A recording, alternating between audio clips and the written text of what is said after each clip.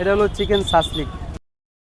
যেমন গরম মশলা, দারচিনি, এলাচি, জায়ফল, জৈতুক, তারপরে আবার জিরার গুঁড়া, ধনিয়ার গুঁড়া, তারপরে আবার ওই পাঁচফোড়নের গুঁড়া, পাঁচফোড়ন, তারপরে আরও কিছু আইটেম আছে, সবগুলো তো আর স্মরণ নাই। একবারে ভাঙ্গাই মশলা, এক লগে 10 কেজি 15 কেজি মশলা ভাঙ্গাই লই আর কি আমরা।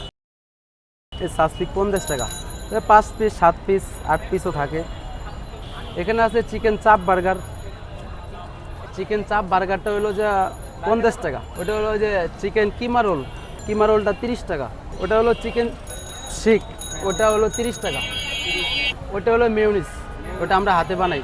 এটার ভিতরে চিনি আছে, দুধ আছে, তারপরে রসুন আছে, তেল আছে, তারপরে ডিম আছে, তারপরে মনে করেন হালকা লবণও ব্যবহার করা লাগে, তারপরে দুধ আছে, এগুলা দেওয়া।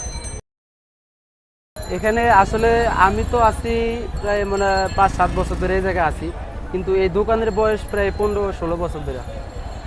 এই দোকানের মহাজন আছে, সে আমার ফুফাতো ভাই লাগে আর কি। এখানে বেশিরভাগ শীতের সময় আর হলো যে রমজান মাসে, আর এমনিতেই নর্মালি বিকালবেলা কাস্টমার হয় বেশি।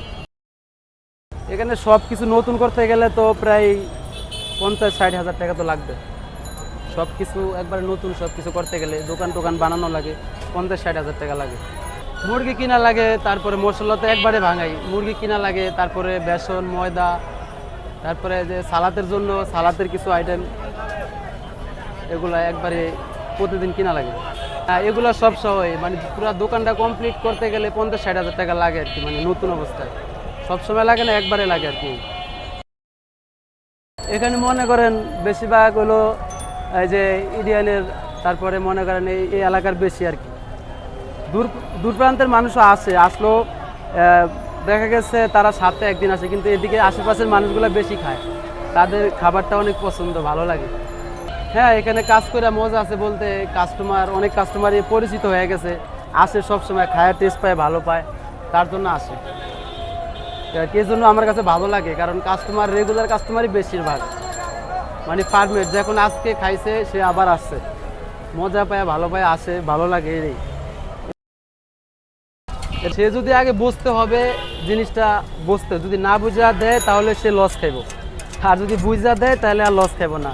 যেমন এসব দোকান তো ভালো একটা জমজমের জায়গায় দোকান বসানো লাগে, মার্কেটের সামনে কিংবা হসপিটালের সামনে, এইসব জায়গায় ভালো চলে। আর যদি না বুঝা দেয় তাহলে লস খাইব। যেমন এই মার্কেটের সামনে ভালো চলে, যদি এরকম মার্কেট দেখে দেয় তাহলে ভালো চলবে। আর খাবারের মান যদি ভালো হয় তার সেল বেশি হইব, আর যদি খাবারের মান খারাপ হয় তাহলে সে লস খাইব। এখন আপাতত কম, আপাতত 10-15 হাজার টাকা হয়। লাভ থাকে যেহেতু আমাদের সেল মোটামুটি আল্লাহর রহমতে ভালো হয়, মোটামুটি থাকে যা তাই, কিন্তু আগের থেকে এখন একটু কম থাকে, কারণ সব জিনিসপত্র দাম বেশি তো, এই কারণে এখন একটু কম থাকে, কিন্তু আগে একটু বেশি থাকতো। আল্লাহর রহমতে এই ব্যবসা দেওয়া চলে, পরিবার চলে, আল্লাহর রহমতে আমাদের 2-3টা ফ্যামিলি চলে, ওনার আমার মহাজনের, এটা দিয়ে চলে, আল্লাহ চালায় না ইনশাল্লাহ। আল্লাহর রহমতে সেল ভালো হয় মোটামুটি, এই জন্য।